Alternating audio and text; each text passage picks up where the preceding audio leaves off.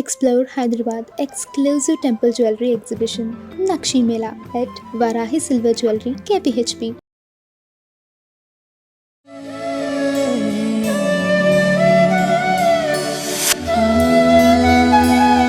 నమస్తే, welcome to Suman TV. Jayasimha ఉవాచ. నేను మీ కృష్ణవేణి.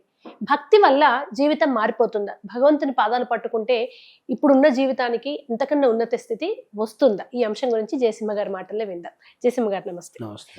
భక్తి ఒక భగవంతుని పాదాలు పట్టుకొని ఉంటే జీవితంలో మిరాకిల్స్ జరగడం అంటాం కదా మనం, అలా జరుగుతుంది. ఇక్కడ మిరాకిల్ అంటే ఏంటి అనే దానికి నిర్వచనం ప్రధానం అన్నమాట. ఒక మనిషి పుట్టి చిన్న చిన్న అనారోగ్య సమస్యలు ఉన్నప్పటికీ కూడా మొత్తం మీద ఒక 60 ఏళ్ళలో 70 ఏళ్ళలో అదృష్టం బాగుంటే 80 ఏళ్ళలో బతికి చనిపోతే ఈ పుట్టినప్పటి నుంచి చనిపోయే మధ్యలో మనకు అనేక కష్టాలు రావచ్చు. ఉదాహరణకి ఒక వ్యక్తి పుట్టడమే ఫుట్పాత్ మీద తల్లిదండ్రులు రోడ్ల మీద ఉండేవాళ్ళు, ఉండడానికి ఒక గుడిసె కూడా లేని తల్లిదండ్రులకు పుట్టాడు అనుకుందాం. వాడు తన జీవితకాలంలో ఎప్పుడూ ఎదగలేదు, వాడు కూడా రోడ్డు మీదే బతికేశాడు, ఫుట్పాత్ మీదే పుట్టాడు. ఒకటి చెప్తుంటారు, నేను పుట్టడం పేదోడిగా పుట్టాను కానీ చనిపోవడం పేదోడిగా చనిపోనని ఒక కొటేషన్ చెప్తుంటారు. మంచిదే, కసితో డబ్బులు సంపాదించుకొని గొప్పోడివి అయితే ఎవరు వద్దనట్లేదు, అడ్డదారిలో వెళ్లకుండా సక్రమ మార్గంలో వెళ్తే. కానీ అడ్డదారులు దొక్కేసి పాపాలు చేసేసి డబ్బులు సంపాదిస్తామంటే అది వేరే మార్గం. కానీ నేనేమంటానంటే, ఒక మనిషి పుట్టడం పేదోడిగా పుట్టాడు, 80 ఏళ్ళు బతికి 80 ఏళ్ళప్పుడు కూడా చనిపోయాడు, ఆ రోజు కూడా వాడు నిరుపేద.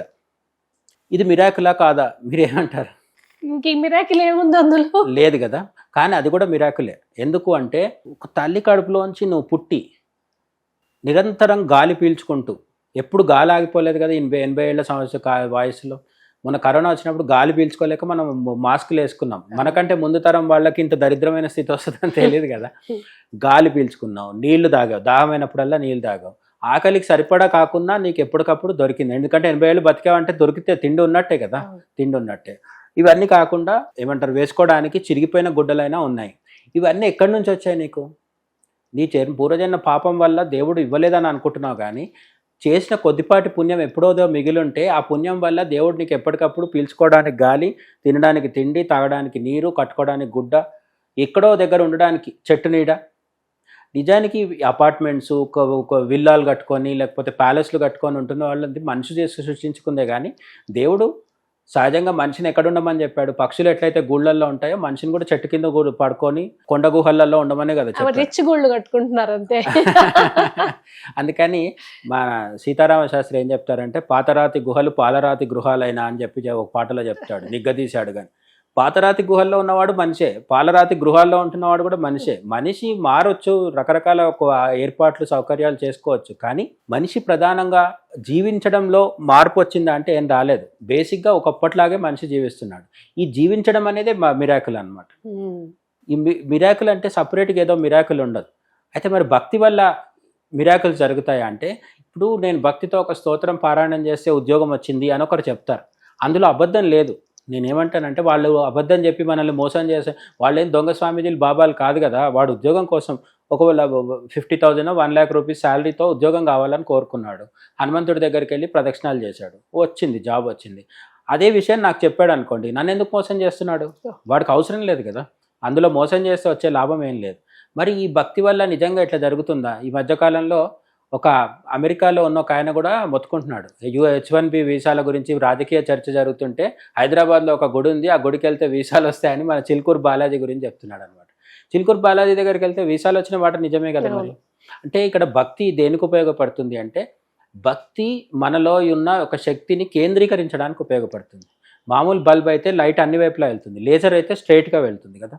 అట్లా అంతేకాకుండా ఇప్పుడు మీకు పూర్వకాలం కట్టెల పొయ్యి ఉంటే దాంట్లో ఊదుతాం, గాలి ఇనుప ఇది పెట్టి ఊదుతాం, ఊదినప్పుడు మంట పైకి లేస్తుంది. భక్తి అట్లా మనకి ఏం చేస్తుందంటే, మనలో ఉన్న శక్తిని ఉద్దీప్తం చేసి మన కేంద్రీకరింపజేసి మనం మరింత ఫోకస్డ్గా ఉండేలాగా చేసి, మన పూర్వజన్మ పాపం ఏదైనా అడ్డుపడుతుంటే దాన్ని కొంత తప్పించి మనకు మార్గం సుగమం చేయడానికి పనిచేస్తుంది. అయితే భక్తి వల్ల మిరాకిల్స్ వస్తున్నాయి కదా అని చెప్పి భక్తిని మిరాకిల్స్కే వాడాలా? ఉద్యోగం వచ్చింది, ప్రమోషన్ కోసం, ప్రమోషన్ వచ్చింది, ఇంక్రిమెంట్ కోసం, ఇవన్నీ అయిపోయి పెళ్లి కోసం, పెళ్ళైంది, పిల్లల కోసం, భక్తిని దీనికోసమే వాడుకోవాలా అంటే నా ఉద్దేశం అయితే కాదు. మరి భక్తి దేనికి వాడాలి అంటే, మనిషి పుట్టినప్పటి నుంచి చనిపోయే వరకు అట్లా జీవించేస్తూ ఉన్నాడు కదా. ఈ జీవించేస్తున్న క్రమంలో మనం ఎందుకు పుట్టినాం అనే విషయం గ్రహించడానికి భక్తి ఉపయోగపడుతుంది. ఓకే, మనం అందరం ఒక రంగుల రాట్నంలో ఉన్నాం, జైంట్ వీల్లో ఉన్నాం. చాలామంది ఏమనుకుంటారంటే ఈ జైంట్ వీల్లో కూర్చొని గిరగిరా తిరుగుతూ అరుస్తుంటారు, భయంతోనో ఆనందంతోనో అరుస్తుంటారు కదా. ఈ తిరగడము, ఈ అరవడమే నిజమని అనుకుంటారు మనుషులు. కానీ యాక్చువల్ మానసిక పరిస్థితి అది కాదు. మోక్షం అనేది అసలు మనిషికి సహజ స్థితి, ఆత్మకి సహజ స్థితి ఏంటి అంటే మోక్షం. ఈ జననాలు మరణాలు అనేవి ఆ రంగుల రాట్నంలో తిరగడం లాంటివి. మరి మోక్షం రావాలంటే ఏం చేయాలి? రంగుల రాట్నం ఆగిపోవాలి. ఇక ఆగిపోయి కిందకి దిగాలి. దిగడం ఎలా సాధ్యమవుతుంది అంటే ఆ స్విచ్ ఆఫ్ అయిపోవాలి. కరెంట్ స్విచ్ ఆఫ్ అయిపోతే అది ఆగిపోతుంది కదా. ఈ స్విచ్ ఆఫ్ అయిపోవడానికి ఏది కావాలి? భక్తి కావాలి. దాన్ని జ్ఞానం ద్వారా కర్మ ద్వారా కూడా చేసుకోవచ్చు, కానీ భక్తి సులభమైన మార్గం అన్నమాట.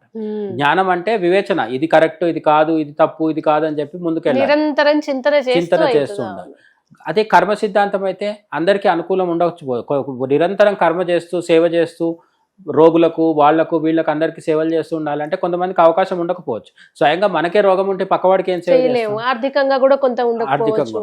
కానీ భక్తి ఒకటి మాత్రం మీరు ఎక్కడుంటే అక్కడ నామజపం చేయొచ్చు. ధ్రువుడు చిన్న పిల్లవాడు, అతడి కోరిక ఏంటి? తండ్రి తొడ మీద తనకు స్థానం కావాలని కోరుకున్నాడు. తన సవతి సోదరుడికి తండ్రి తొడ మీద కూర్చోబెట్టుకున్నాడు, ధ్రువుడిని కూర్చోబెట్టుకోవాలి. నారాయణుడు వచ్చి బతికితే కూడా ఏమడిగాడు? నాకు తండ్రి తొడ మీద ప్లేస్ కావాలని అడిగాడు తప్ప ఇంకేం అడగలే. తర్వాత నారాయణ విష్ణుమూర్తి అతనికి ధ్రువపదం ఇస్తాడు. ప్రహ్లాదుడికి అతని నామస్మరణకు మెచ్చి నరసింహుడి లాగా వచ్చి కాపాడుతాడు. ఇవన్నీ మనకేం చెప్తున్నాయంటే భక్తి అనేది అత్యంత సరళమైన మార్గం. కర్మ సిద్ధాంతం, కర్మయోగంతో, జ్ఞానయోగంతో, రాజయోగంతో, అష్టాంగ యోగం చేసి సమాధి స్థితికి వెళ్ళిన వాళ్ళు కూడా ఉంటారు కదా. అన్నిటికంటే కూడా భక్తి చాలా సరళమైంది. భక్తిలో కేవలం దేవుడితో వ్యక్తిగతమైన అనుబంధం ఏర్పరచుకోవాలి. మనము అమ్మవారిని అమ్మవారు అంటున్నాం కదా, నిజంగా అమ్మలాగే భావించాలి. అక్కడ ఉన్నాము ఎవరో విగ్రహము నేను కాదు అనుకున్నంత కాలం భక్తి రాదు. అందుకే చాలా మంది ఏం చెప్తుంటారు, చండీ ఉపాసన చేయకూడదు, వరాహి చేయకూడదు. నువ్వు చేయొద్దు, నిజంగానే చేయొద్దు. ఎందుకంటే నువ్వు ఆమెను అమ్మవారిలాగా భావించట్లేదు. ఆమెను చండీగా భావించినంత వరకు, భయపడ్డంత వరకు చేయొద్దు. అవును. ఇప్పుడు ఎవరికైతే బగలాముఖి ఆమె రౌద్ర రూపంలో కనిపిస్తుందో, వారాహి అమ్మవారు ఆ వరాహ రూపంలో కనిపిస్తుందో, నువ్వు ఇంకెప్పటికీ అమ్మవారికి దగ్గర అవ్వలేవు. సరిపోని లలిత అమ్మవారిని చెయ్యి, మరి ఆ ప్రశాంతంగా ఉంటుంది కదా, సాత్విక దేవత కదా. అయ్యో అందులో కూడా భయాలు, మళ్ళీ ఇది చేయాలి, ఎట్లా చేయాలి, చేయకుంటే తప్పట.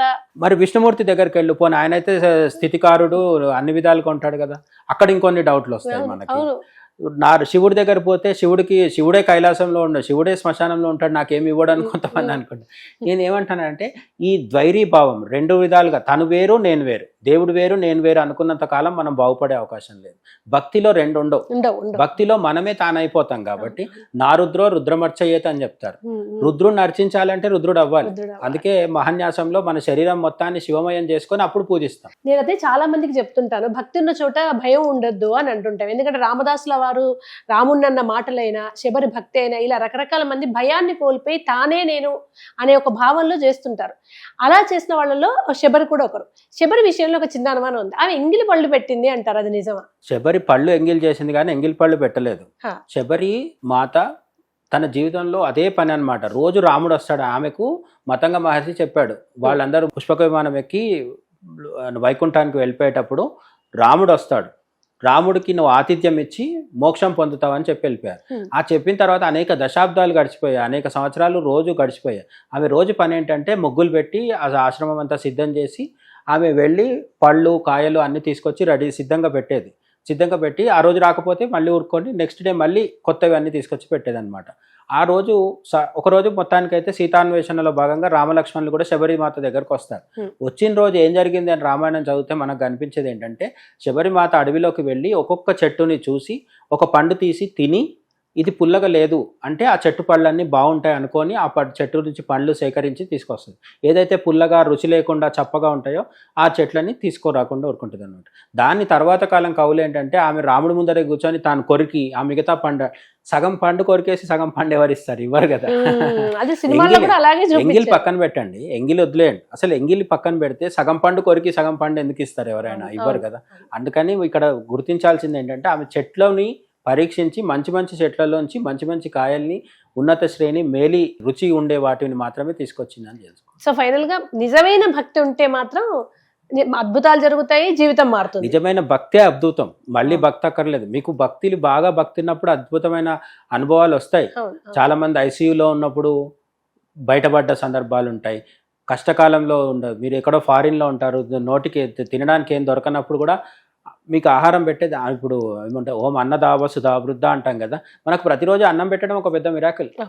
మీరు ఎక్కడున్నా సరే అన్నం వస్తుంది కదా, ఆ అన్నం ఎవరిస్తున్నారు? అన్నపూర్ణదేవి ఇస్తుంది. కాబట్టి మిరాకిల్స్ అంటే మన రోజు జీవితంలో జరిగేదే మిరాకిల్. అయితే కొందరి జీవితంలో గొప్ప గొప్ప మిరాకిల్ జరుగుతాయి. ఎక్కడో గుజరాత్లో ఛాయ్ అమ్ముకున్న వ్యక్తి ఈరోజు దేశాన్ని పరిపాలిస్తున్నారు, అదొక మిరాకిల్. అందరి జీవితంలో జరగలేదు అంటే కొన్నిసార్లు జరగకపోవచ్చు, కానీ మన జీవితం అసలు ఇలా సాగుతుంది అనేది పెద్ద మిరాకిల్ అనమాట. కాబట్టి భక్తి వల్ల మిరాకిల్స్ కాదు, భక్తి అనే మిరాకిల్ని ఫస్ట్ సంపాదించి మనం ఓన్ చేసుకోగలిగితే ఆ భక్తి మనల్ని ముందుకు తీసుకెళ్తుంది అనమాట. అంతేకాకుండా మన జీవితం నిప్పులాగుంటే దాన్ని ఊది ఒక మంటలాగా జ్వలింపజేసేది భక్తి. ఆ భక్తిని మనం ఎంతగా పెంచుకుంటే అంత గొప్పగా వెలిగిపోవచ్చు. Thank you so much.